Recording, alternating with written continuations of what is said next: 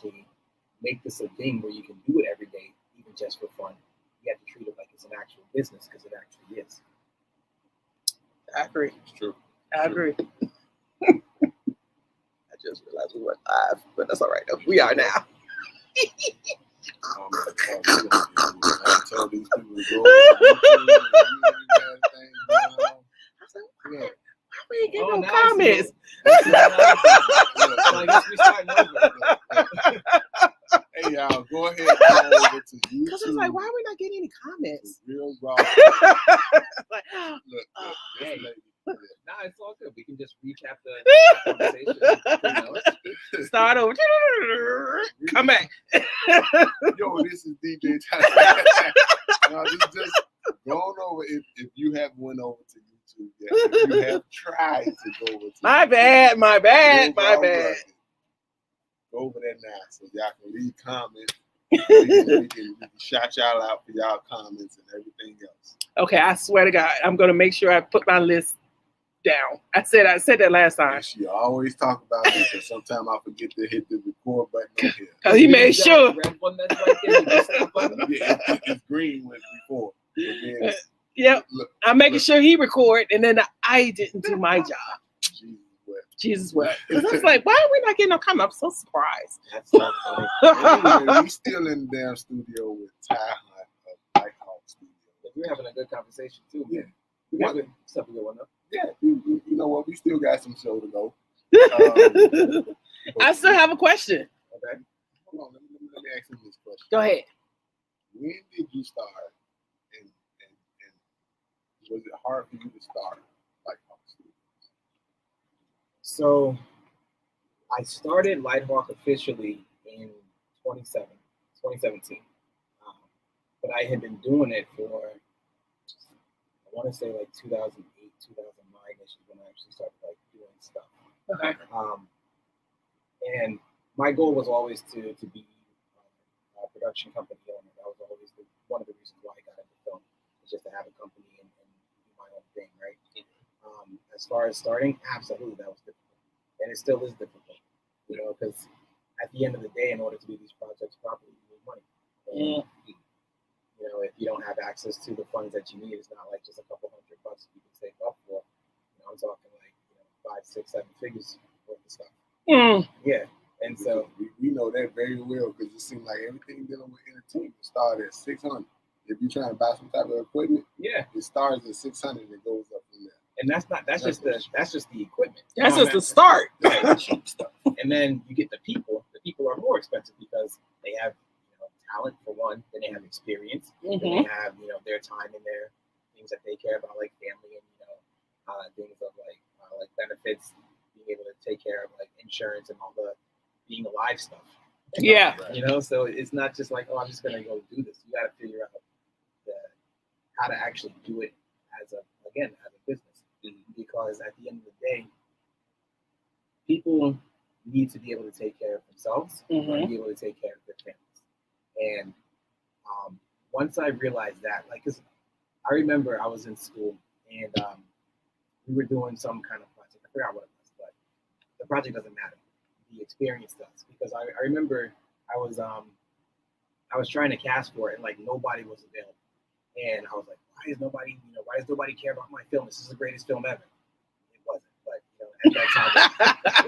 Yeah, you think it is. You think it is. The same thing with me with music school, because like, we had to do projects, and you ask the people, you want to be a part of this project, you want to be a part of this, you keep getting all of those. Like, what the fuck am I doing wrong? Yeah. And like, you know, it took my buddy, he was on the producing track and I was on the directing track. And he was like, look, nobody cares about your project like you do, because to them it's just a job. You know, are they going to get paid for it? You know, how much time do they have to invest? How much time is it going to take them away from actually doing the job that they do get paid for? And so once I realized that, like, nobody cares as much as I will, you know, that's when I was like, oh, okay, then I got to really look at it, you know, from a different perspective. Because at first I was like, oh, this is the film industry, everybody just wants to be in it. And so it wasn't so much that I was trying to take advantage of people. I just, like I said, I just didn't know how to make it a sustainable thing. I just wanted to go film stuff. Right. You know? And so having that conversation with my buddy, really opened my eyes to be like, okay, if people are gonna devote their time and their expertise to this project, there has to be some kind of compensation for it besides just, oh, you get a nice reel at the end of the day. Because at the end of the day, the real's not gonna pay for food on the table, Right. or household debt, that kind of stuff. So being able to do that and really do it in a way that people want to work with you, I think that's one of the biggest challenges to running a successful business and being in this world. Because, like I said before, I'm very much a people person, so I want to take care of the people that are devoting their time and their stuff to me and in this project. I care about the project, and I'm sure I hope that they do as well. But even if they don't, I want them to give me 100% of what they got because they're going to get something that they want out of it as well. Sure.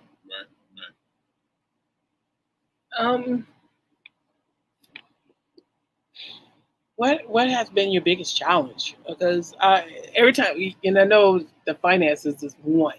Because every time he come to me and talk about we need this and that's, just like, oh God, Jesus. It's like I just see my credit card smoking. That damn thing on fire. Yes, it's smoke in the city. Absolutely. So besides the finance and trying to sustain, the business and yourself, what has been your biggest challenge as far as having a production company? I think keep going. There have been plenty of times where I agree. Because of the finances and because of not being able to get the jobs and some of the things that I needed at a certain time, there were plenty of opportunities for me to be like, this isn't working. This is a waste of time. It's putting too much on Natalie with my wife, and she was taking care of a lot of the financial stuff when I was building the company, and I'm still building it, to be quite honest with you. But just the overcoming the depression of I'm not good enough to do this, because after you're going to hear no in this industry a lot, and it's just part of the game. Yeah. But when you hear it constantly over and over and over again, and you know that you can do it, but for whatever reason, people aren't hiring you, people aren't seeing what you can bring to the table and trusting you with the budgets that you need, or even they bring you on and you pay everybody else and you get no money. Right. So it's like, okay, well, I still got to take care of me. And so I think those were some of the biggest challenges that I faced throughout this journey. Because, like I said, it could have been disastrous at times because I wasn't getting the jobs that I needed and getting the rates that I needed.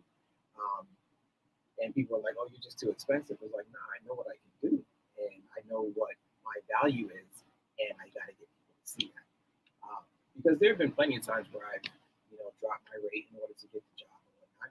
And we've all done that because, money is money and better to get something sometimes. But in the same breath, it was like getting to the point where it's like, I can't keep doing this.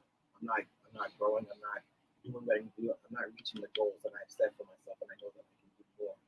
And like I said, when people were continually saying no, like, okay, well, I got to pay for this car, I got to pay for this house, I got to support my wife at the same time because she's been supporting me, so maybe I should do this anymore.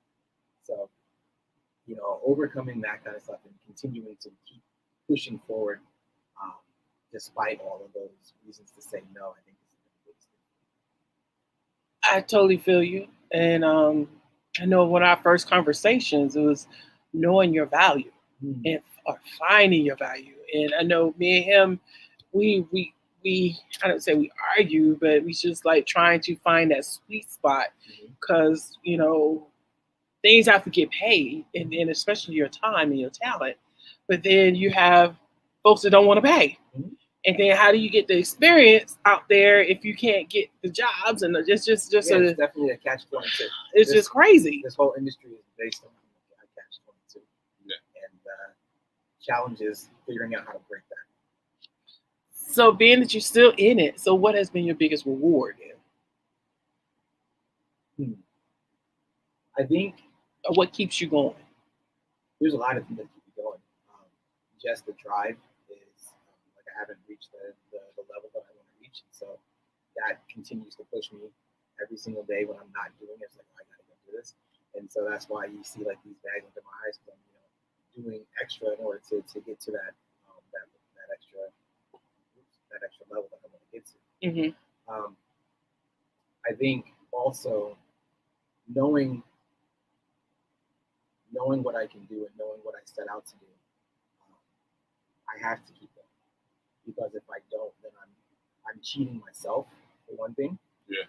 But also I'm not living up to the expectation that people that are supporting me, what they see, and I couldn't do without the support group that I had, and so I don't want to let them down either, because they've invested both time, money, and sacrificed a lot of things on their end in order for me to do the things I'm doing now, and for me to be like, oh, I'm not going to do it anymore, that would be a big slap in the face.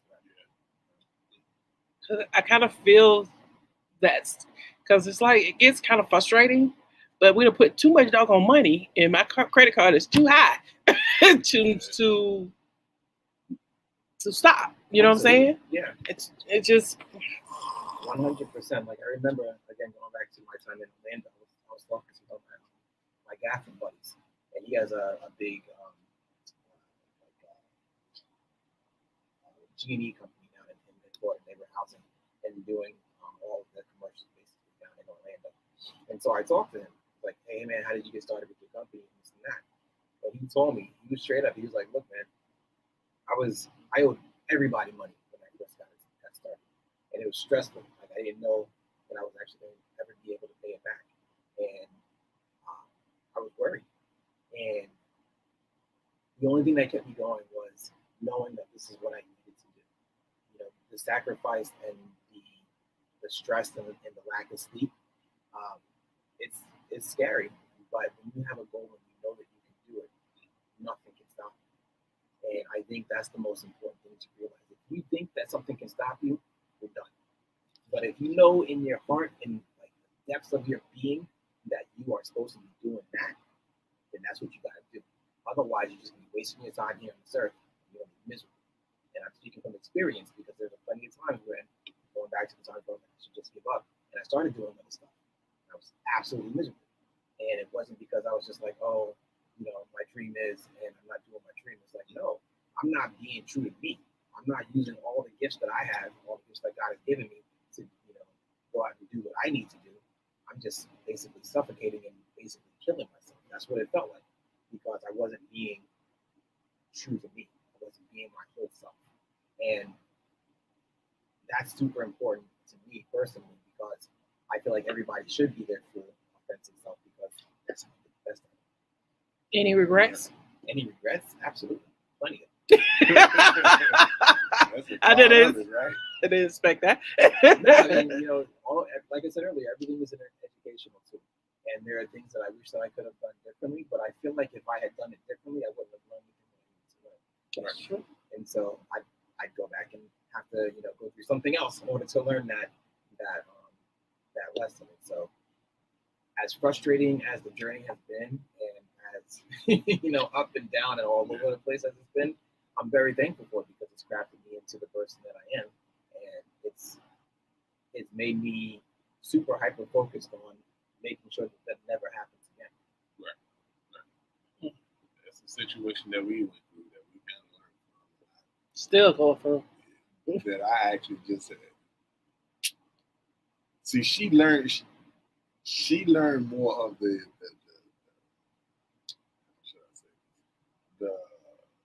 negative stuff. She learned more from, and she kind of, like she said, she turned that negative into a positive. It takes me a minute to do that, because I'm pissed off. Yeah. If you're doing me wrong, I'm pissed off before I can learn from it. Mm-hmm. But then I do learn from it to make sure that it don't happen again. Right. So. I mean, because being pissed off, it has happened, and you're wasting energy and time. You are, but it's like, why do I have to go through this to get to this step? Life. But you do have to go through some bad shit before you can get to good shit. Absolutely. And I think, feeling what you feel, and I'm very much, this is going to sound funny for me, because I'm like the most like non-emotional person ever on this earth. But feeling your feelings and accepting them and acknowledging them is important, because if you ignore it, and again speaking from experience, it's going to eat you up, and it's going to get you to the point where you can't learn because you're so whatever about something that you're just hyper focused on the problem versus how do you overcome it and fix it. Right. The solution part. Mm-hmm. Because I have to sometimes because he's and it's like, okay, Yeah. so but we got this. Let's do this. Let's do this, and let's keep it. Let's make sure we stay focused and keep it moving. Mm-hmm. And, A good example of that is one of the producers and production managers that I worked with that I kind of came up under. She had the mindset that there was never any bad news. It was just news. Mhm. Whether it was good or bad, it didn't matter. It's just I need information so I can make an assessment and adjust. Right. Exactly. And so I definitely took that to heart, because especially like when I first got started, I was like, oh my gosh, the sky is falling. And I'm just like, all right, the sky's falling. Yeah. So what positive can you get out of Skyfall? Let's take a shot at that and put it in the next film. What's going on, Miss Stella Nova? What's going on? Hey, you can see everybody in the room Now, on YouTube at the Real Raw Rugged. Go ahead and go over there. You can see everybody in the room. We have this entertainment. We also have Ty Hunt from Lighthawk Studios, giving us a little information on how he got started, some of the ups and downs of what he's been through, and some of the scams that he's been through. Oh, yeah. He has his own production company. So again, if y'all want to know more about Mr. Ty Hunt, go over to the Real Raw Rugged on YouTube right now and join the conversation. Yeah, ask me questions. I love this stuff. Ask questions. I'm unprepared. I am, because I look at you as here, and I'm surprised that you got. But I guess everybody's human, so you can get got at any time. Yeah. So it's just crazy to me. Well, I think, also it kind of goes back to what I was saying as far as making it a business. When I first got started, I was just, like I said, all I wanted to do was film stuff. I didn't care about the business side. I didn't care about the money side. I didn't care about anything except for the creativity and the art side. Right. And I think that's always going to stick with me. That's, Natalie's like, let me handle the business because you're too creative. But, I think over the course of time, going through all of those challenges and learning why it's important to treat everything as a business transaction in this field. I think that I wouldn't have been able to do that if I was just still in my everything is creative, all I care about the art, on that side of the world. So it's important, like I said, to master the business side first, because if you can master that, you can do anything in anywhere, really, because everything is about sales. Even going for a job, you're selling yourself, right? Mhm. Right. So learning how to sell yourself and sell your brand and tell your story, that's the most important thing. And it took me years to really learn what that meant. I think also along with that, definitely you have to, treat it as a business, but I guess not, and also making sure you don't leave anybody behind. Meaning, because that's like you were talking about that one director that was just a butt, and now I guess I try and stay focused with that too, because I've been across buttholes, so many of them, unfortunately, and I always take that I would never be that person, and and being that I'm not that person, I can call on people like, hey, this is what I need. Okay, I got you. And that's what I guess I really make sure, I try and make sure that the relationship is intact. Absolutely. Without selling my soul. Now, Right. there is a line. Absolutely. There is a line, because some people doesn't put a value on relationship as much as I do. Right. And those are the kind of people that you want to avoid.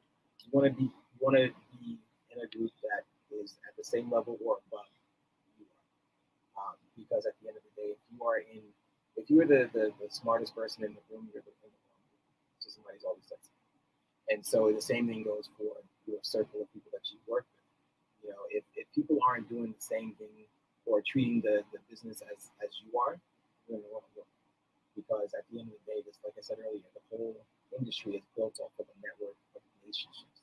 And if somebody doesn't value a relationship, they're not worth your time. They're not worth your money because they're gonna break something for you, and then that's gonna come back and look on you. Mm-hmm. And that's the last thing. Right.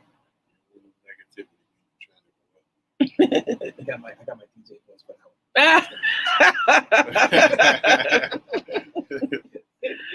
Anything else on the entertainment industry? DJ Talented. Yeah, you were gonna ask me something earlier. She messed it up. You know how women do, man. They Hey, Give yourself wah wah I wah. actively avoid that conversation. You know how women are. But no, you wanted to know the things he's done and blah blah blah. Remember that part. Yeah, basically, Ty has been out here for some years. He's been doing what he needs to do to get to the place where he's at, to the place where he's going. I'm trying to get to those places, What advice? advice, like some steps that you took to get to That's a loaded question. So let me see if I can focus. Just focus it a little bit more. What is the challenge that you feel like you're facing right now that you need help with? Filming wise, I need to get my name out there. Okay. Music wise, we need to get more talent in. But I've been telling people, hey, Pterodome Entertainment company, we have an engineer, which is I myself, that has been doing music for about 20 years. Okay. Producing, engineering, recording, mixing, mastering, things of that nature. We have a location. We have a full-blown location now. In dealing with entertainment type of stuff, it takes steps. It takes a lot of steps sometimes, especially when you're coming from one city to another city where people don't know nothing about you. It takes a lot of steps. Right now, we do have some people that we're working with on the music side, and that is deeply where I started from, is music. Again, I had a childhood friend that we started a nonprofit that was teaching children how to produce, how to record, how to mix, how to master. Also teaching how to record as in filming and doing photography and things like that. But sometimes you don't have enough people that will support that type of thing. Because what we was doing, it was like an after-school program that is geared towards the children, keeping them up with their homework and things like that. And then we'll do the other side of it. The parents from where I'm from do not support by giving $5 a week. Now, your children got some place to go that's positive. They had snacks. They was learning something. They can keep them off the street, but they will not support it. It's crazy. It is. But you also have to look at it from their perspective. Think about from a logistical standpoint. Maybe they didn't have a way to get the child there. Maybe they had other children that they had to take care of, and so they were spread, really thin. And they couldn't afford the $5. From their perspective, like you just don't know what the issue is. Well, true that. But then you see these same people in the store buying cigarettes, what, $5 now? Yeah. It's just priorities. It wasn't them. But the thing is, that's a personal choice on them. Yeah. That's true. So they're just the wrong customer. Yeah. So the thing about it is you have to find your audience and your person that you speak to, that you can sell to.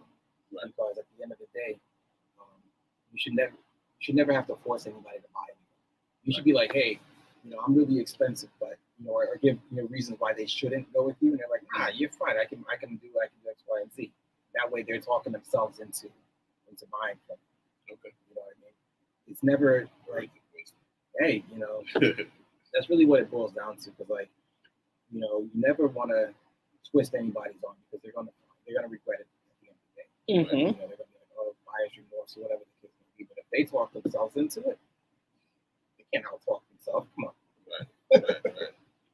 So I do have one last question. Yes, ma'am. What would be the one things you would tell yourself, your younger self, if you had to, of coming up or doing this business? Would you still encourage? Would it still be an encouragement to say, yeah, continue, or say, hey, find a new career? No, I would definitely say, go do it. But the thing I would tell my younger self is get your money right way sooner. Because one of the things, especially as a director, um, you need money to be able to do this. You can't just be like, oh, I'm just gonna go film something. Yeah, you could. Yeah, you have these great tools now, to like your iPhone, for example. That's a great tool to use, especially if you have nothing else to do that. But in terms of like growing and getting to a certain level, and yeah, again, running a business, Mhm. I would have definitely. I wish that's one of the regrets. I wish that I had got my money right sooner, because that was definitely something that held me back for a long time, and it was unnecessary. Because money is one of those things that just comes and goes, and so you don't know how to, Quickly. if you don't know how to control it, and you don't know how to make it grow, then you're just kind of shooting yourself in the foot.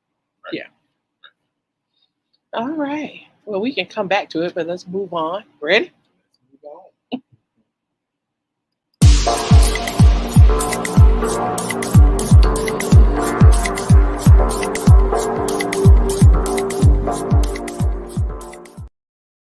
Now, I don't know if you guys heard about this, about India, the Bengal tiger that escaped and was roaming around Houston. But the tiger has been caught, and Victor Hugo Chavez has been arrested. He was being arrested when the tiger actually escaped. Now, why a person have or own a tiger, I don't know, but this guy had a big ass tiger. Uh-oh. Go ahead. In Houston, roaming around. I mean, living with it. And I was like, what if that tiger would have actually ate somebody? Yeah. But that's kind of crazy. Absolutely. And did you watch the Tiger King on Netflix? No, but I heard he actually was putting out a award for the tiger to get caught. Yeah. But yeah, that was just kind of crazy to me. I saw some of the previews, but I never did get into it. My daughter say it was really, really good. Yeah, it was. It was definitely trash TV, but it was fun. I mean, well, it is what it is. But I bring that up because it was so crazy to see how these tiger rangers, for lack of a better word, um, how they treated these animals, these wild animals. And the thing for me is, like, I love tigers as one of my favorite animals, like, of all time. I remember that as a kid, and I would never consider owning one because it doesn't. It's an animal. It's a wild animal. It belongs out there in the wild so it can do its thing. And you're stunting that animal from being its authentic self because it can't hunt. Mm-hmm. Living in your backyard, it can't be the wild creature, feral creature that it, or whatever kind of creature you want to call it. But so when I see stuff like this in the news, and I see dude owning an exotic animal like that, it makes me sad because while that animal may be treated well, I'm not saying that this guy is an evil person who's mistreating animals. It's just an animal. It's a wild animal. It's not supposed to be domesticated, and it just makes me sad. So what do you think about zoos then? Same thing. Yeah, I haven't been to a zoo in God knows how long. Like I was probably 4 years old or something like that, and so when I see animals in cages, it just makes me sad.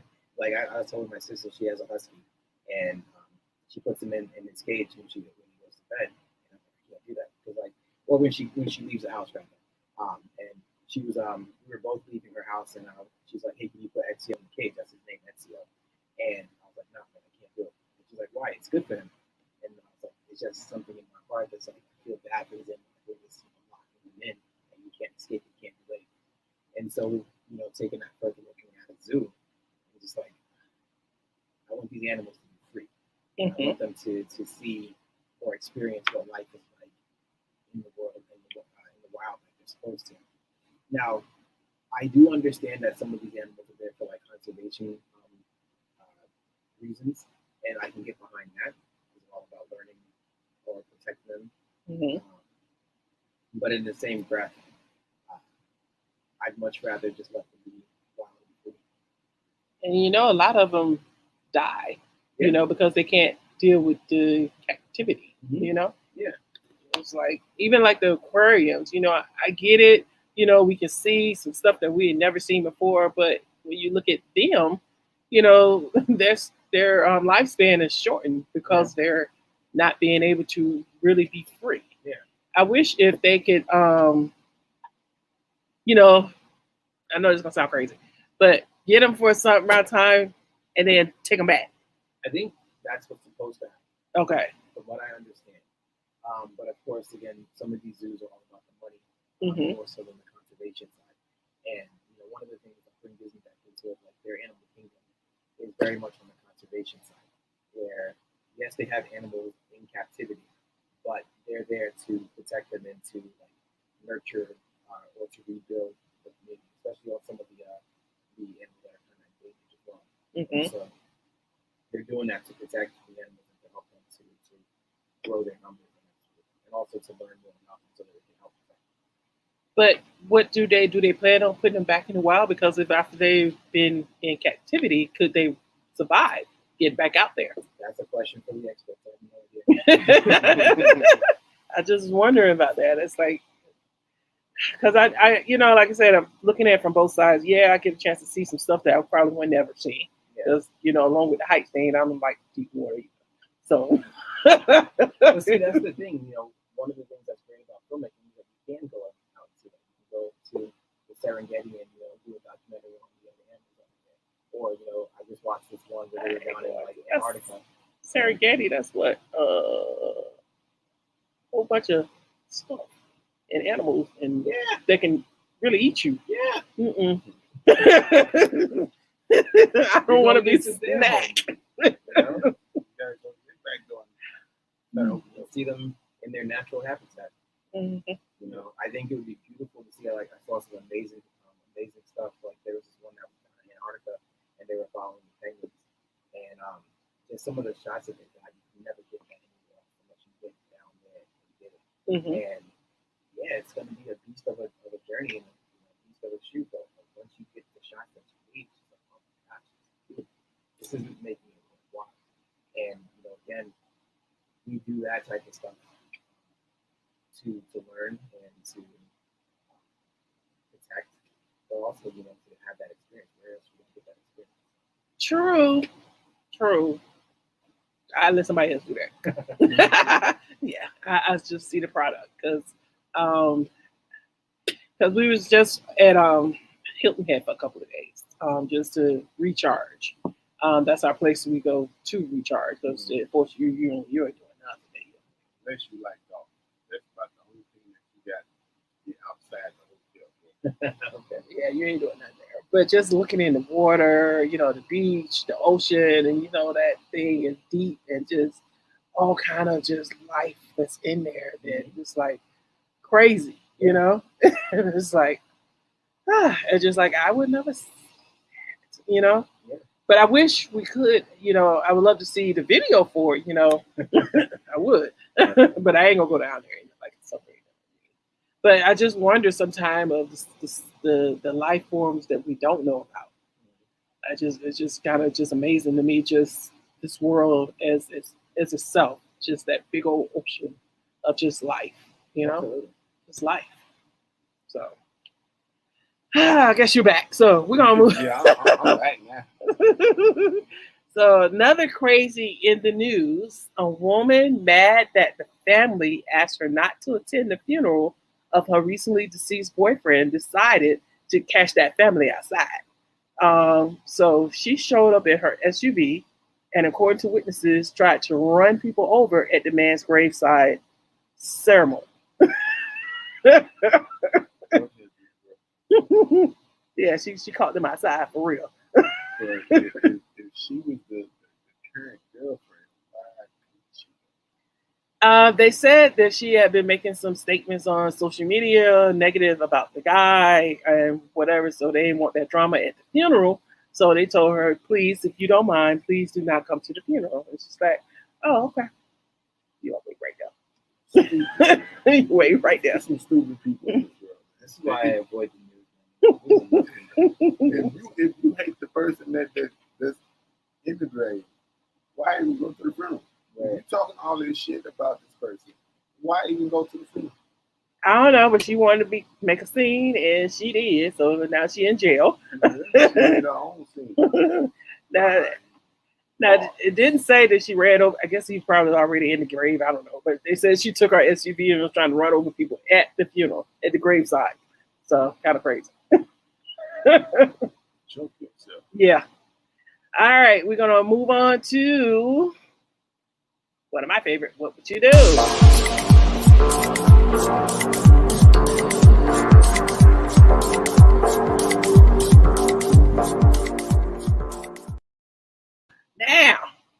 Now, y'all know how Black funerals can go left very quickly, and there's always someone at the funeral on the edge of showing out. So you're at the funeral of your partner, right? Your partner passed away. You sitting there with his significant other. You see his girl that he was cheating with walk in the door with her secret child. And of course, the significant other doesn't know about her and the child.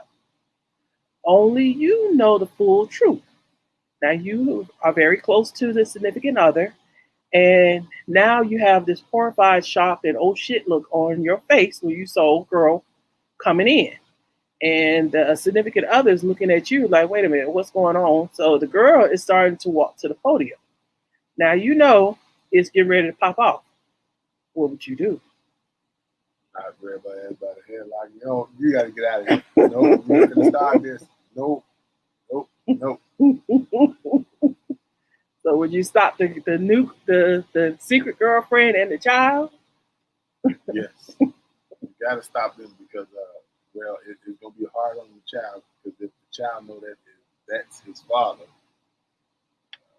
that's a hard one right there for the kid, but for that because she finna come on some bullshit. You know she finna come up there on some bullshit. But you know that this is kid. Now that significant other is like, what the fuck? Yeah, she looking at you side-eyed now because she know that you know something. Because you looking at the girl like, oh shit. Ty, what you think? Let it play out. Put your camera up. Yeah, I mean, at that point, the truth needs to be told. It was never my place to tell the truth. It was on my friends. Mm-hmm. That's true. So what if the significant other, y'all close down? She looking at you like, really? Yeah, but why you didn't tell me? Why you didn't tell me? Because I don't get other people's business. Plain and simple. If they, if you wanted to do the thing, that's on him. It's unfortunate and it's not right, but it's not on me to clean up his mess. That's your sister. That's your sister. In theory. I get it. But again, it goes back to what I was saying earlier about being self-reliant. It's on him to be truthful. And I'm not the kind of person that's going to be like, oh, I'm going to go behind my friend and whatever. If I know something and they don't say nothing, what am I supposed to do? Now here's a question though, because you her friend too. So what do? Who I guess your loyalty you saying goes to your original friend, your partner. It's like this. If you got that bond with somebody, you ain't supposed to tell it. You ain't supposed to be getting somebody else's relationship over there. Right. And that's the thing, they're grown. Right. He's grown, she's grown, everybody knows everybody's grown. And I stay out of people's business. Plain and simple. If he's doing stupid nonsense, that's on him. You can't put his nonsense on me. Right. Oh, women gonna do that. Right. And I shut it down. So now you're not gonna put that on me, but it's not gonna be a thing. Cause she gonna be looking at you side-eye. You the godfather of these kids. So I had nothing to do with it. You know she gonna be looking at you I side-eye. did not tell him to go jump in that lake over there. Exactly. Nothing to do with it. She gonna be definitely looking at you side-eyed, and you godfather. So Tell her you better put your eye back in your damn. just saying, you know how women are.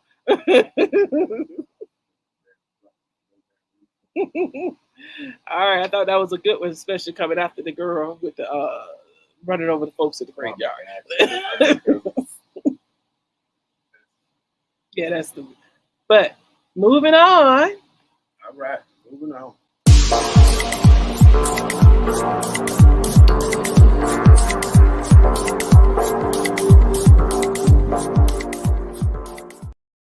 All right. Did you know this segment we will celebrate and acknowledge an African American and their contributions making this country great? February is Black History Month, but we celebrate Black history on this show every week. Today in Black History, we celebrate Valerie L. Thomas, a Black woman who revolutionized technology. She was born in Maryland and she graduated from Morgan State University, HBCU. And after graduating, she accepted a position as a data analyst and mathematician at NASA. She is accredited with inventing the illusion transmitter, the first mechanism to create the appearance of a 3D image using concave mirrors and rays of light. She received a patent for this in 1980. So today, Valerie L. Thomas, we celebrate you and your contributions to making this country great.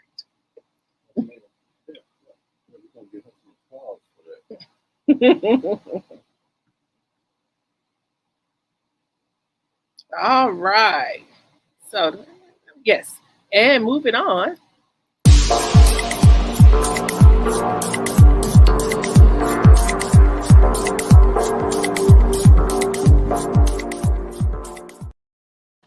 All right. So, what to watch?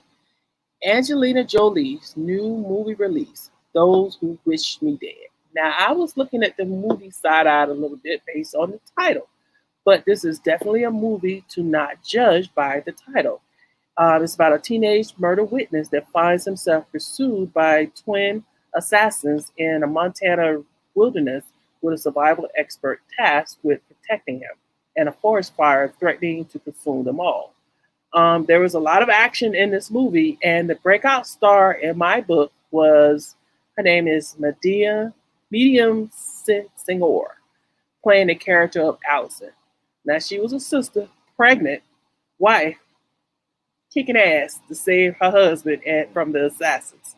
So now she was the badass in this movie, so you won't be disappointed. But yeah, she did her thing, pregnant and all. So did Angelina Jolie direct this, or was she starring? She was starring in this. Okay. Yep, she was starring in this. So, but it was a really good movie, a lot of action. But one of those, like I said, I didn't too much care for that title, but Why not? it just seemed cheesy a little bit. The title, Those Who Wish Me Dead. Did it catch your attention though? It caught my attention because it's Angelina Jolie. Okay. So that's what caught my attention. But that title didn't draw me in. It didn't draw me in. But when I started watching it, I was like, okay. So yeah, it went on that character's journey. So it was really, really good. So definitely don't judge the movie by the title. I haven't seen it. Mm-mm. Yeah, I haven't seen it. Yeah, it was pretty good. Now, a movie that's coming out on May 30th at 8 Eastern on the History Channel, The Tulsa Burning, the 1921 Race Massacre, is executive produced by NBA superstar and philanthropist Russell Westbrook. This documentary commemorates the 100th anniversary of the horrific Tulsa Race Massacre of 1921, one of the worst acts of racial violence in American history, and it calls the attention to previously ignored but necessary repair of a town once devastated. Now, May 30th is on a Sunday, so y'all know what I say about this kind of movie. Normally, I don't watch on a Sunday because it doesn't give me enough time for my mind to get right going into work that next day. But being in this Memorial Day weekend, most people are off, so this might be okay to watch. But if you got to go to work that next day, because these type of movies really pisses you off, of how one race of people just massacred another one, all because of nothing. Because what it said was, the rumor was that some black guy harassed a white woman. It was something to do with a white woman. That's what sparked it all. But really, it was about money. It was about money. It really was. That was just an excuse. But it all was really about money. And these black folks over here, thriving and these folks over here are not. And it's like, y'all need to be coming to us. And because you're not, we're gonna just destroy everything. And it was talking about, just looking at some of the previews of where, they're talking about the destruction of it, the bombing of the town, and none of those people were brought to trial. None of them. See, it's hard to get some bitches that's doing what they doing nowadays to stand trial. Especially not back then. That wasn't gonna happen. No, they was getting congratulated for dumb shit like that. So I think it's gonna be good, but you definitely got to get your mind right. And don't forget tonight Uncensored with DMX final interview at 8 Eastern. So definitely we'll be talking and looking at that. All right, back in the day.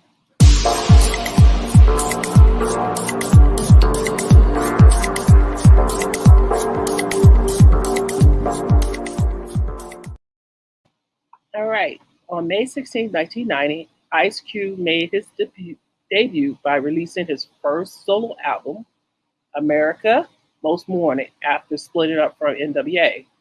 The album was primarily produced by, this I didn't know, Public Enemy's production team, the Bond Squad.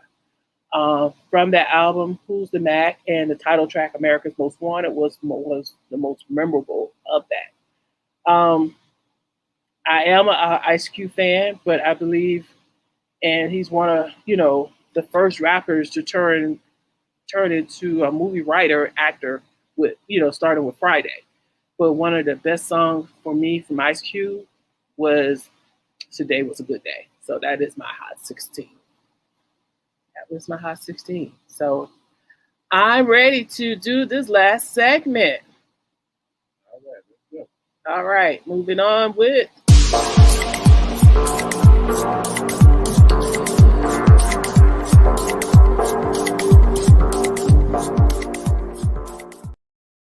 So we talked about scamming in the ATL, and like I mentioned on another show, Own Your Truth, and shout out to the Real Seer and Brian Key Productions. As long as there are human beings, regardless of the industry, there will always be scamming, manipulating, lying, using, taking fake ass people. So the key is not to let those people consume your progress. Now, this is not to say just lay down and become a mark, but unfortunately, because of the numbers, you will in your lifetime run across scamming, manipulating, lying, using, taking fake ass people. So, for my fellow citizens, as your president of the Real Ass People Society, we are in the midst of a crisis that's well understood. They are serious and they are many, but we choose realness over fakeness.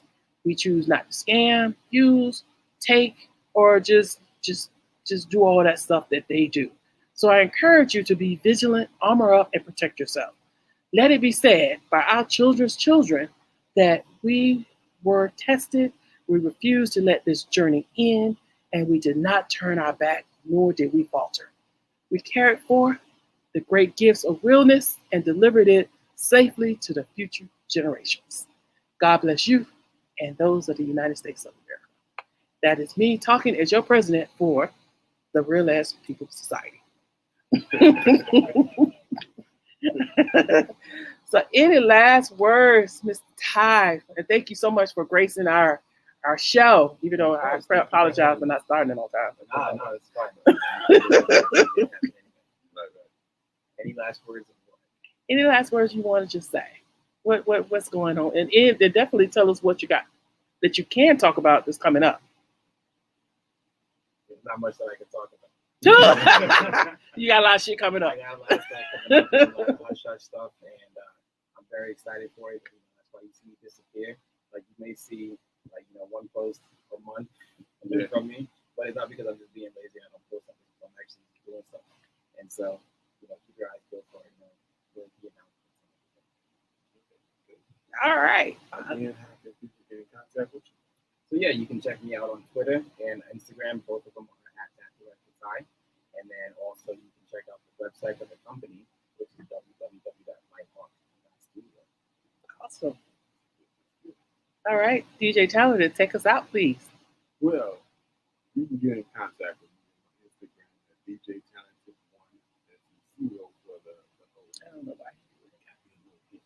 And I'm gonna find your ass with it. You know, they find me. They type in DJ Townsend. I bet you can find me. Instagram. DJ Townsend. You don't forgot. Damn. Snapchat and all that good stuff. But this is again another show of The Real The Raw, and the motherfucking rugged. You dig? And to my right, Miss Entertainment, you tell them how they can get in contact with you. I'm at MIZZ ENTATL. She talk about me. Had a moment I there. didn't want to say anything. I had a moment there. Again, this is Terror Dome Entertainment headquarters. We have a podcast location. Oh shit, I like that headquarters thing. Look at you. Don't need a headquarters for now until we get something. But anyway, this is the headquarters. We have a podcast/radio station location, as you see right now. We have a full-blown music recording studio. We also have a photography area, so that if you're a photographer and you don't have nowhere to take your clients, we have a spot for you. Look on PeerSpace, and we have all three of these spots on PeerSpace, where you can book us through PeerSpace as well. We also do film and short films and all that good stuff. So go ahead and give us a hit on the website, Terror Dome Entertainment. If you want to listen to the radio station, that's on live365.com, and it's under Terror Dome Entertainment Radio. And we're going to be going out of here real quick. And everybody saying, see y'all Oh, okay. See you later. later. Yeah. All right. We give you the real, like you popping a red pill. Ain't no time for